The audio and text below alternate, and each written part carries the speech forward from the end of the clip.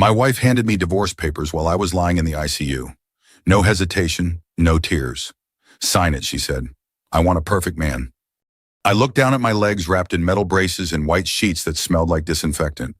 I signed right then. She smiled cold and satisfied.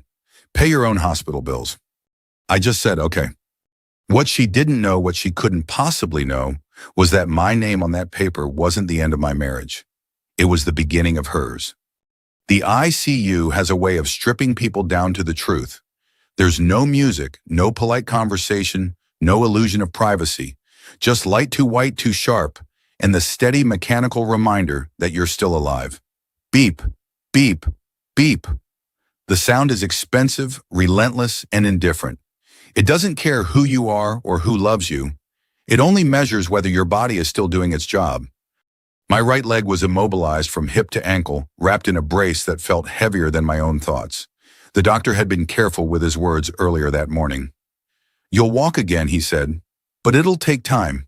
Surgery, rehab, patience. Time I had. What I didn't have, apparently, was a wife willing to wait. I heard footsteps before I saw her. Not rushed, not hesitant, confident. The kind of steps that belong to someone who already knows how the conversation will end. The door opened, and there she was, hair-neat coat, pressed face, composed like she was heading into a meeting instead of a hospital room.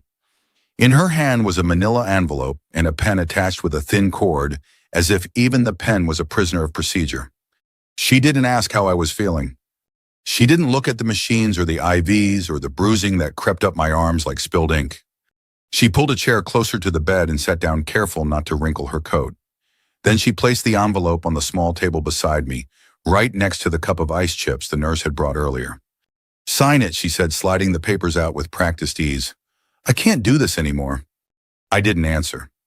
I was busy noticing details. The way the top page was already filled out. Names, dates, lines perfectly aligned. Her signature was at the bottom, sharp and confident. Mine was the only thing missing. I noticed the time printed on the hospital monitor.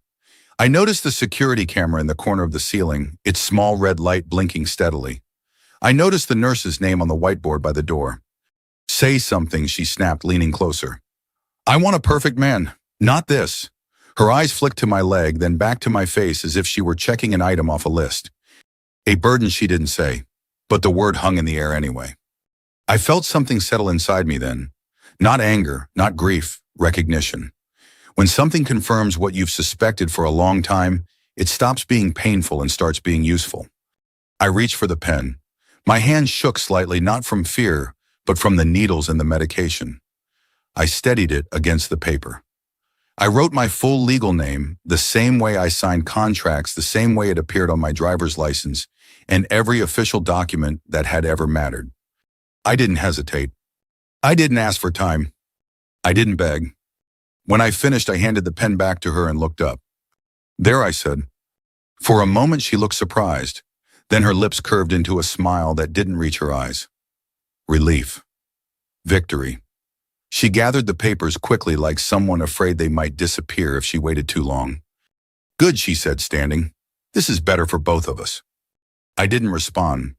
I watched as she adjusted her coat, checked her phone, and walked to the door. Before she left, she turned back.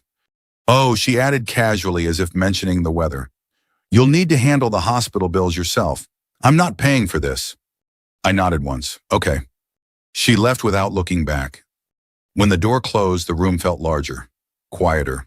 The beeping of the monitor grew louder, as if it had been waiting for silence to speak up. For a brief second, my throat tightened, not because I loved her, but because I remembered who I had been in that marriage. I had been the one who stayed calm when money was tight, the one who worked late, who planned ahead, who handled emergencies. I had been the one who believed that commitment meant endurance. And now, lying in a hospital bed, I understood something simple and brutal to her commitment had always meant convenience. I closed my eyes and breathed slowly. When I opened them again, the nurse was standing in the doorway. She was young, tired, with dark circles that no amount of concealer could hide. Everything okay? She asked gently. Yes, I said. My voice sounded steady even to me. I need to speak with hospital billing as soon as possible, and I'll need my phone. She hesitated, then nodded. I'll bring it. When the phone landed in my hand, it felt heavier than it should have, like a key. I unlocked it and opened my call log. There was one name I hadn't contacted in months. Mark, an old friend, a compliance officer at a regional bank, the kind of person who didn't panic and didn't speculate, the kind who asked questions and took notes. He answered on the second ring. "You okay?" he asked immediately. "I signed divorce papers in the ICU," I said, "and my wife told me to pay my own hospital bills." There was a pause on the other end, not shock, calculation. "Did you sign clearly?" he asked. "Yes." "With your full name?" "Yes." "And there were witnesses?" I glanced at the doorway, the whiteboard, the camera. More than enough. Another pause, then quietly, "Then you didn't just sign away your marriage, you documented her timing." I looked at the closed door and imagined her walking down the hallway light and free, convinced she'd just won. "Mark," I said, "I need you to help me check something." "Already listening." I hung up and stared at the ceiling. The pain in my leg pulsed sharp and insistent, but it had a place now.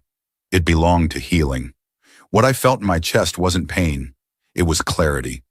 Somewhere in this building, my wife believed she had reduced me to a problem she could walk away from. She was wrong. And the proof was already on paper. The phone rang before I had time to drift back into sleep. In the ICU, sleep comes in fragments anyway, thin, restless, stitched together by the rhythm of machines and the distant murmur of footsteps in the hall. When the screen lit up with an unfamiliar hospital number, I answered immediately. "Mr. Harris." The woman's voice was professional, careful, the kind of tone that carries bad news without admitting it's bad yet. "This is Denise from patient billing." "Yes," I said. "I just wanted to make sure we're aligned regarding your coverage. There appears to be a discrepancy." The word settled in my chest like a weight. Discrepancy, not error, not mistake. Something deliberate enough to require explanation. "What kind of discrepancy?" I asked. She hesitated. I could hear papers shifting on her end, a keyboard clicking. "According to our system, your policyholder made changes to your health insurance 2 weeks ago. Certain procedures now require additional authorization. Until that's resolved, some costs may fall to you directly." Policyholder, not spouse, not wife, policyholder. I closed my eyes and let the information line itself up neatly in my head. 2 weeks ago, I'd been healthy, working, driving, walking. I hadn't been in an ICU. I hadn't even known I'd be lying in one, staring at my own legs like they belonged to someone else. "And who is the policyholder?" I asked, even though I already knew. "Your wife," Denise said softly. There it was, the confirmation I didn't need but wanted. She hadn't just walked away when things got hard. She had rearranged the exit before the accident even happened.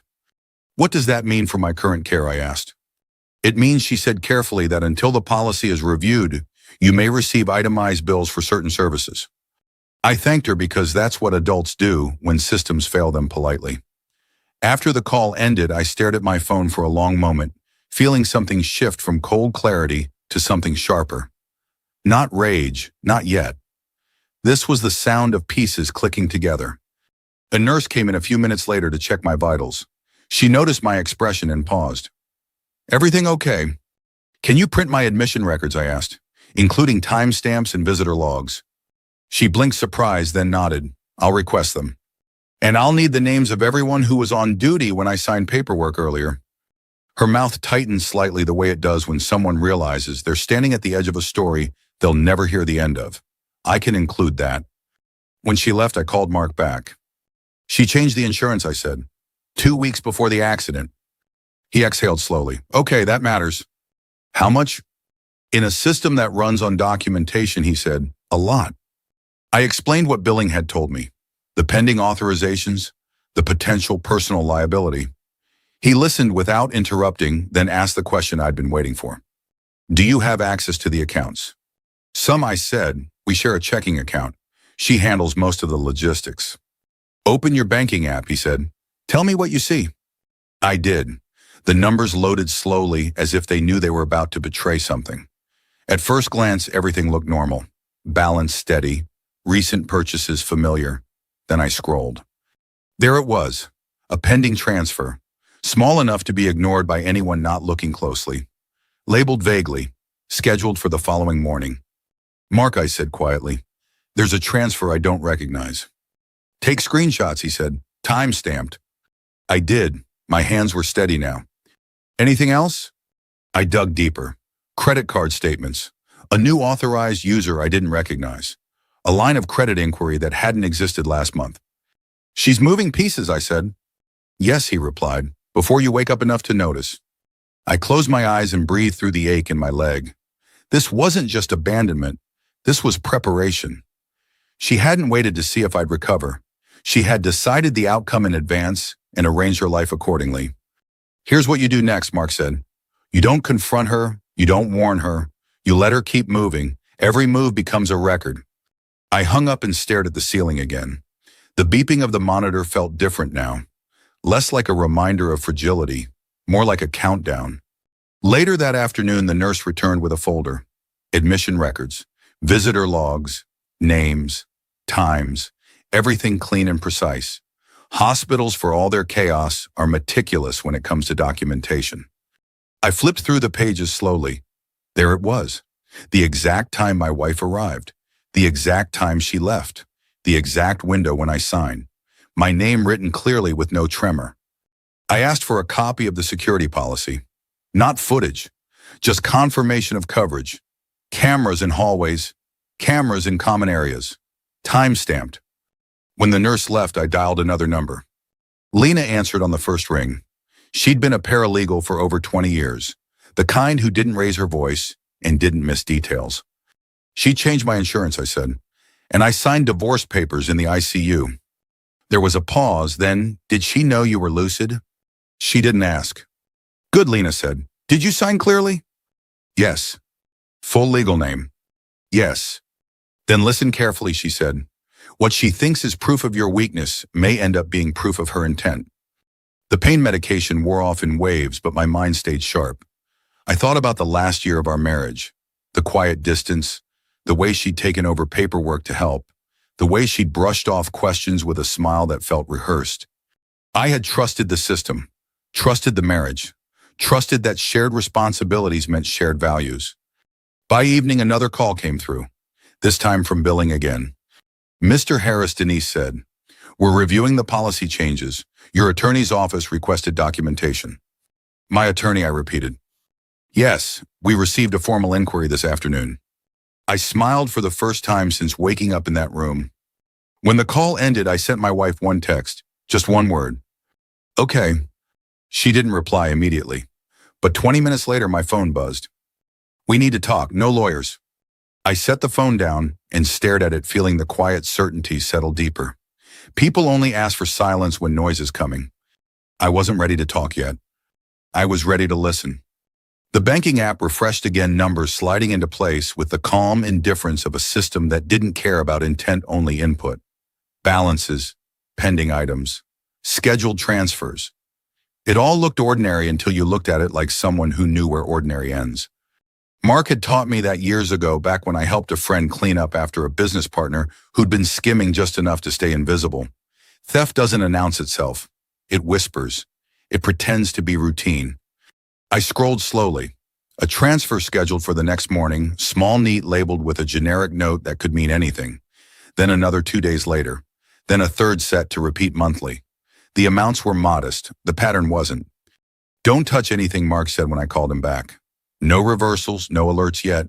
Take screenshots, dates, device IDs if you can. I can see the IP history, I said. Good, that matters. I saved everything.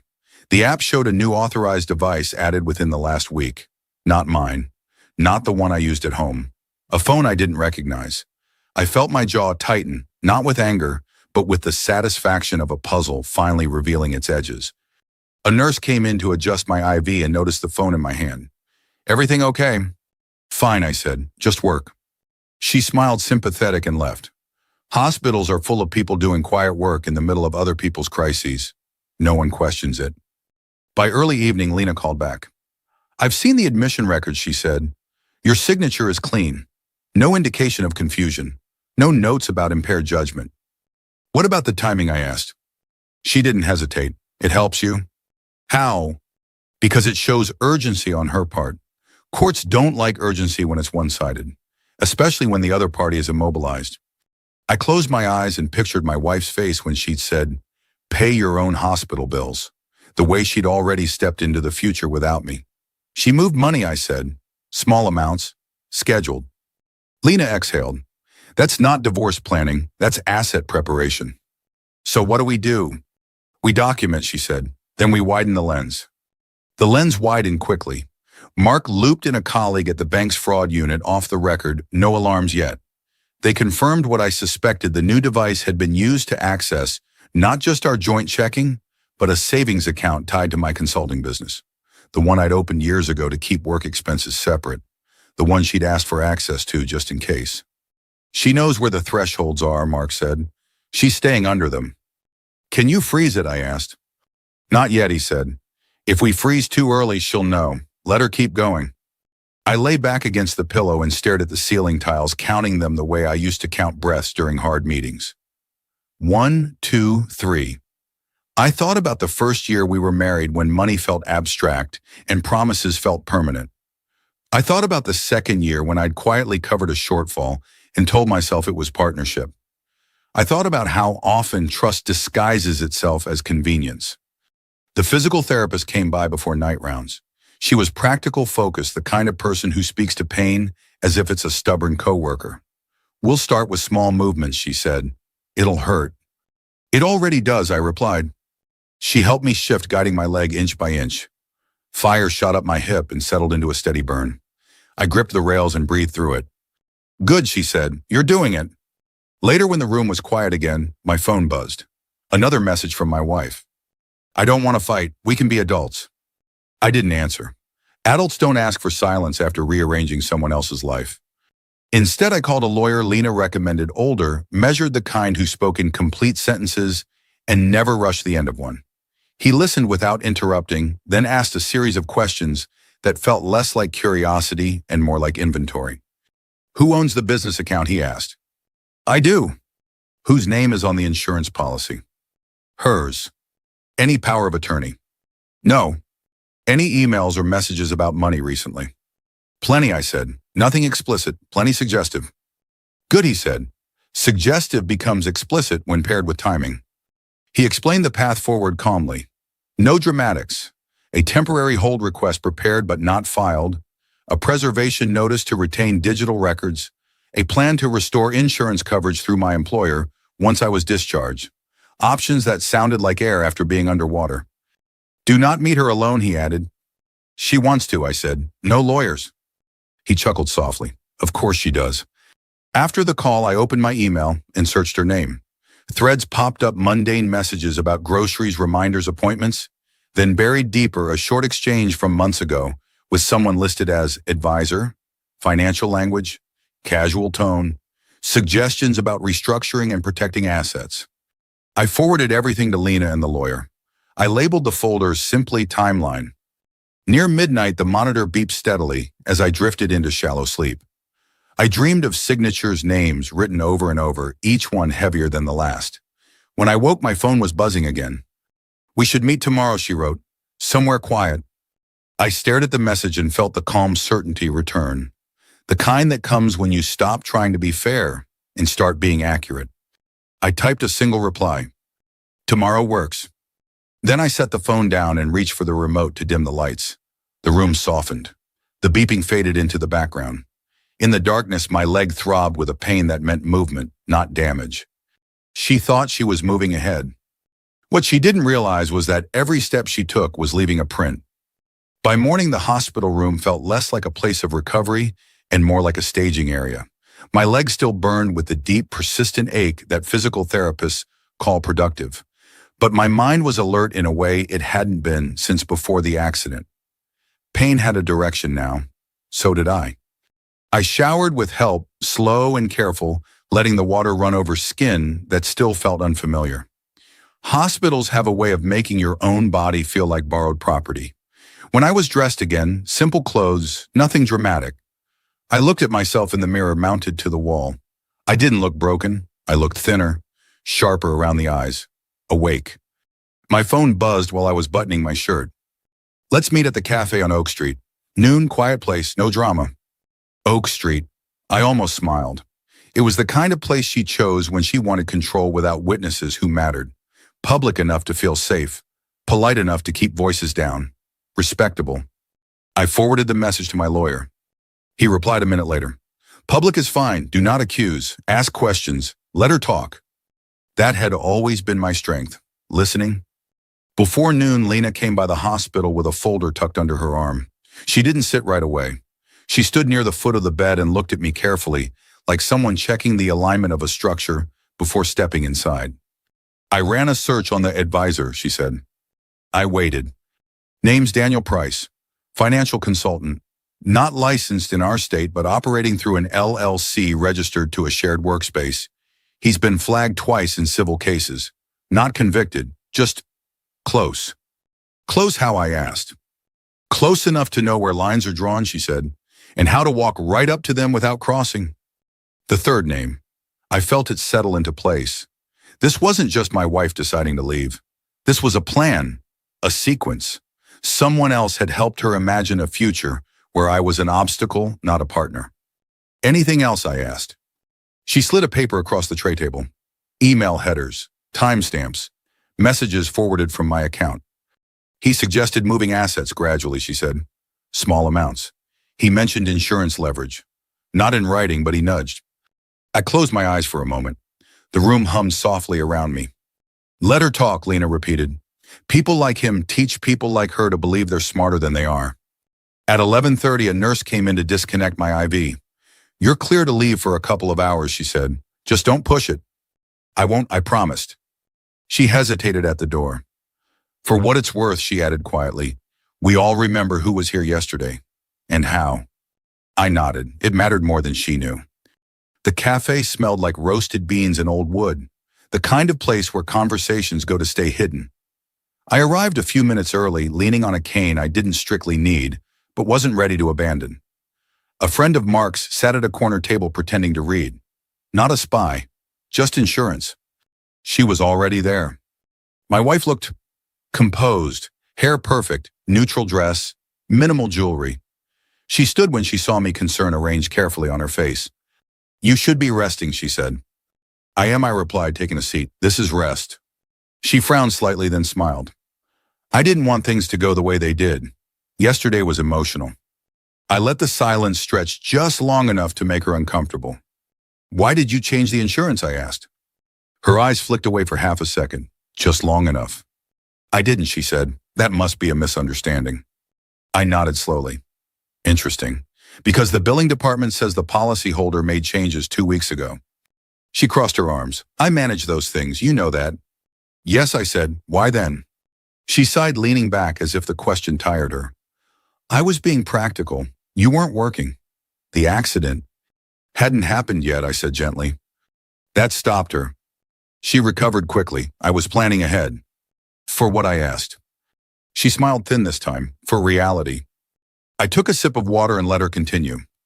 You've always been idealistic, she said. I needed to be realistic, Daniel agrees. I didn't react. I simply noted the name. Daniel, I asked. She froze, just for a breath. My advisor, she said. You're twisting things. No, I said calmly. I'm understanding them. Her voice sharpened. Why are you interrogating me? You signed. You agreed. I agreed to the divorce, I said. Not to being dismantled. She leaned forward. You're being paranoid. Maybe, I said. Then help me understand the transfers. Her mouth opened, then closed. What transfers? The scheduled ones, I said, from the business account. Her jaw tightened. That's my livelihood too. Legally, I said, it isn't. Her eyes flashed. You think you can fight me like this from a hospital bed? I smiled then. Not wide, not cruel, just enough. I'm not fighting, I said. I'm listening. She stood abruptly, chair scraping. This is pointless. As she turned to leave, she added, Daniel said you'd do this. Pretend to be calm. Try to trap me. I watched her walk toward the door, posture stiff steps faster than she intended. The bell chimed as she left. I sat there for a moment longer, then stood slowly and made my way out. Outside, the air felt different, lighter, not because things were over, but because they were finally visible. My phone buzzed. We have enough, Lena texted, more than enough. I leaned against the car and closed my eyes. The pain in my leg flared, then settled. Somewhere between the cafe and the hospital, my wife was probably calling Daniel, explaining, adjusting. She still thought she had time. She didn't. The hospital corridor smelled faintly of antiseptic and coffee when I returned. The rhythm of the place had shifted for me. I no longer felt like a patient waiting to be fixed. I felt like a witness who had already taken notes. The meeting at the cafe hadn't given me closure, but it had given me confirmation. Names spoken aloud have weight. Once she said Daniel, the story stopped being theoretical. By the time I was back in my room, Lena had already sent a short message. She walked straight into it. I didn't reply. There was nothing to add. An hour later, Mark called. "Your bank flagged another access attempt," he said. "Same device, same IP range. She's nervous." "Did you stop it?" I asked. "Not yet, we logged it." That was the strategy now. Let the system breathe. Let it record. Middle-aged life teaches you that rushing is what gets you blamed later. Precision is what keeps you standing. That evening, the physical therapist returned. She helped me stand for longer than before. The pain blooming hot and immediate, then receding into something manageable. I focused on my breathing, on the metal bar under my hands, on the simple fact that my body was still cooperating. "You're doing well," she said, "not just physically." I smiled faintly. "You can tell." She nodded. "People who give up stop asking questions. You're asking all the right ones." After she left, my phone buzzed again. This time it was my wife. "I don't want this to get ugly. We can fix this quietly." I read the message twice, then placed the phone face down. Quietly. That word again. People only ask for quiet when noise would expose them. Later that night, I opened my email and found a new message forwarded by Lena. It was a scheduling request from Daniel's firm addressed to my wife, copied to a generic inbox. Subject line: asset restructuring follow-up. I stared at it for a long time. Then I forwarded it to my lawyer and typed a single line: "Now." The next morning began with a call from hospital administration. A man with a careful voice introduced himself and explained that my coverage was under review due to inconsistencies. He emphasized that nothing had been decided yet. I thanked him and asked for everything in writing. When the call ended, I felt a strange sense of calm. The system was moving. Slowly, yes, but systems always do. And when they do, they leave tracks no one can erase. At noon, my wife called, not texted, called. "Why is the bank asking questions?" she demanded without preamble. I held the phone away from my ear for a second, then brought it back. "Which questions?" "You know exactly what I mean," she snapped. "This is unnecessary." I let the silence stretch. It was long enough for her to fill it. "You're trying to punish me," she said, "after everything I've done for you." "For me," I repeated softly. "Yes," she said, voice tight. "I stayed. I handled things. I took responsibility." I pictured her in the ICU, standing straight, envelope in hand. Responsibility has many costumes. "I signed," I said. "That's what you wanted." "Yes," she said quickly. "So why are you doing this?" "Because signing isn't the same as disappearing," I replied. She laughed short and sharp. "You think you're smarter than this?" "No," I said. "I think you underestimated paperwork." She hung up. 10 minutes later, Mark texted: "Freeze initiated on business account pending review. You're protected." I closed my eyes and let the relief wash through me, not triumphant, not joyful. Clean, like a wound finally stitched. The next message came from my lawyer. "We're filing for temporary financial restraint this afternoon. Insurance reinstatement is in motion. Hospital bills will be apportioned." Apportioned, such a neutral word for something that had felt so cruel just a day earlier. In the afternoon, my wife sent another message. Longer this time. "Daniel says this is getting out of hand. We should slow down." There it was. Confirmation without confession. I typed back a single sentence: "Tell Daniel to stop contacting my accounts." She didn't respond. That evening, a nurse came in with paperwork. "Administration asked me to give you this," she said. "And I just wanted to say, I'm glad you asked for copies yesterday." "So am I," replied. I signed the receipt with the same full name I'd used on the divorce papers. Steady, legible, identical. Identity is consistency. As night settled, my phone buzzed one last time. A voicemail notification. I listened. "Please," my wife said, her voice lower, now strained. "We don't need to do this. I didn't mean for you to get hurt." I replayed the message once. Then I deleted it. Pain is one thing, injury is another. What she'd done wasn't an accident. It was a sequence, and sequences can be proven. I turned off the lights and stared into the dark. Somewhere Daniel was probably explaining damage control. Somewhere my wife was realizing that silence had costs. In the ICU, she had called me a burden. On paper, the burden was shifting. The first official notice arrived before sunrise, slid quietly into my inbox like it had always belonged there. Subject line, temporary financial restraint confirmation, no exclamation points, no drama.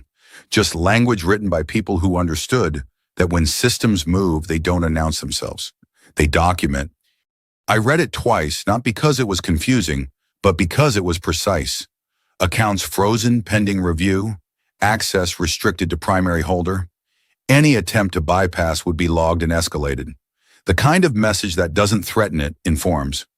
Mark called a few minutes later. It's live, he said. She can't move anything now. Did she try? I asked. Yes, he said. Twice, the same device. I imagined her staring at her phone, refreshing the screen, convinced there had to be a mistake.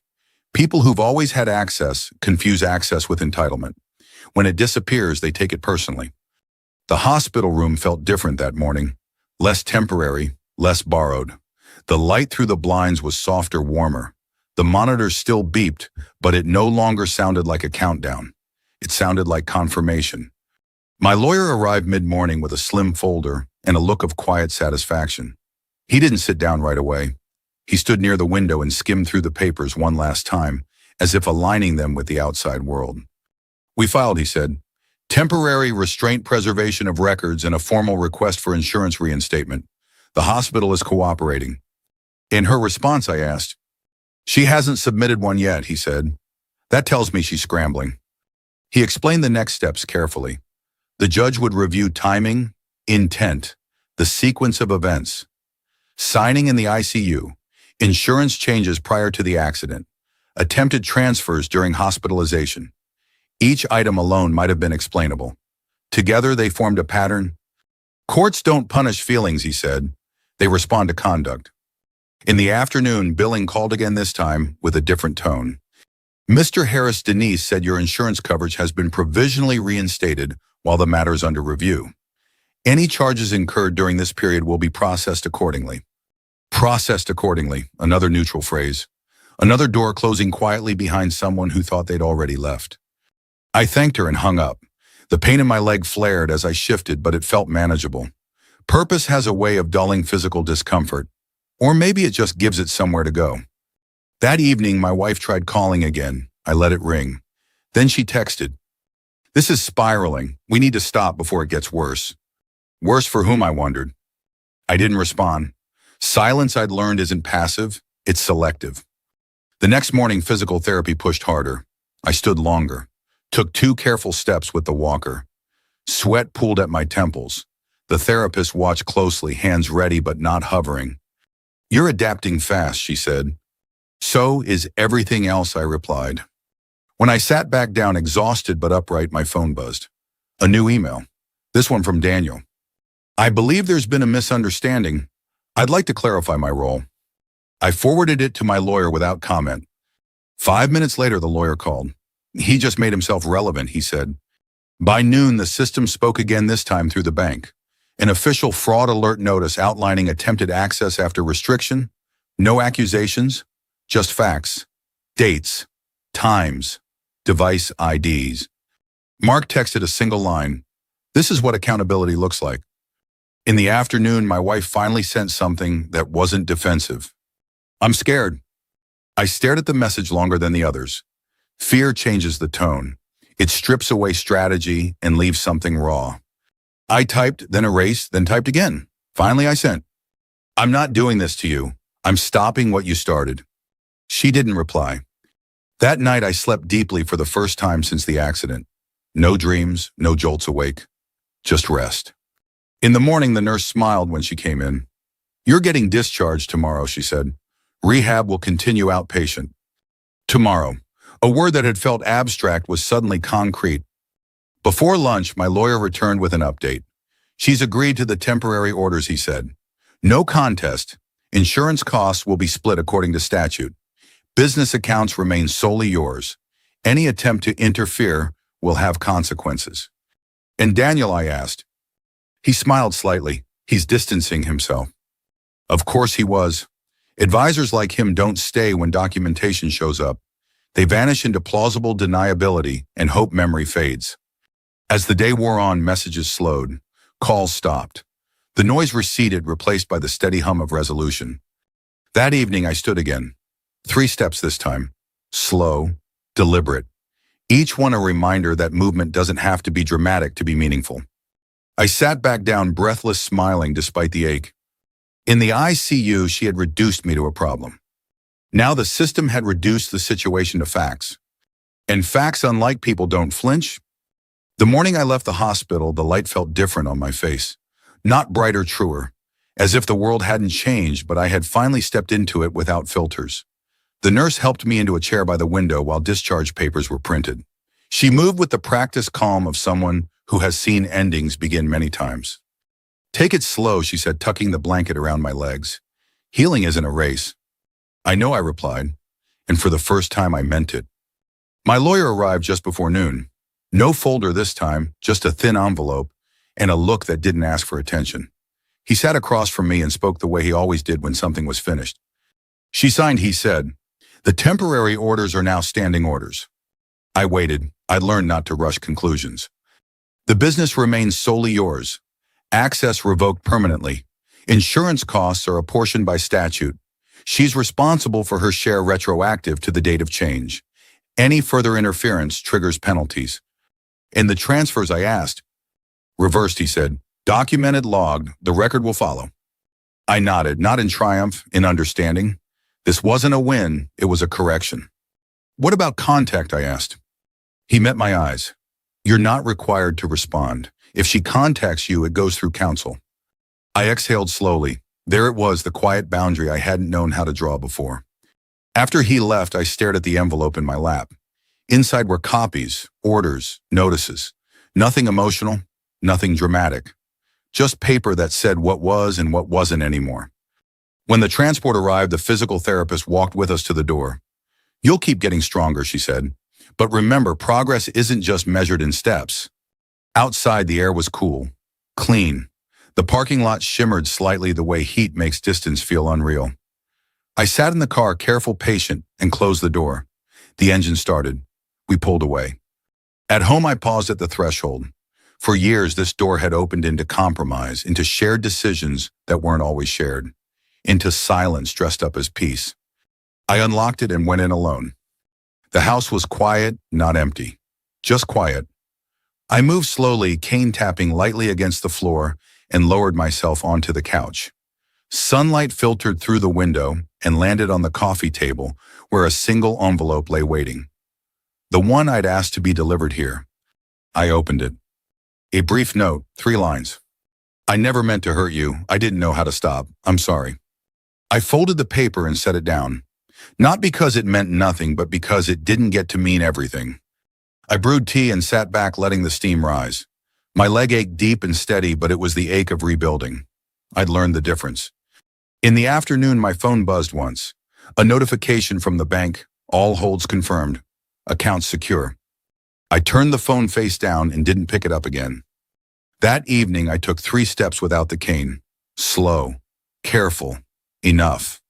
I stood there breathing, feeling the weight of my body where it belonged. When I sat again, I didn't feel victory. I felt direction. I thought back to the ICU, to the white light, the pen, the words perfect man. I understood something now that I couldn't then. Perfection had never been the goal. Control was. And when control breaks, the person holding it panics. I hadn't panicked. I documented. Later, as night settled, I opened the window and let the room breathe. The city hummed outside, indifferent and alive. I felt something loosen in my chest, not relief exactly. Space. My phone buzzed once more, a voicemail. I listened. I won't contact you again, my wife said. Her voice was quieter now, smaller. I see it. I see what I did.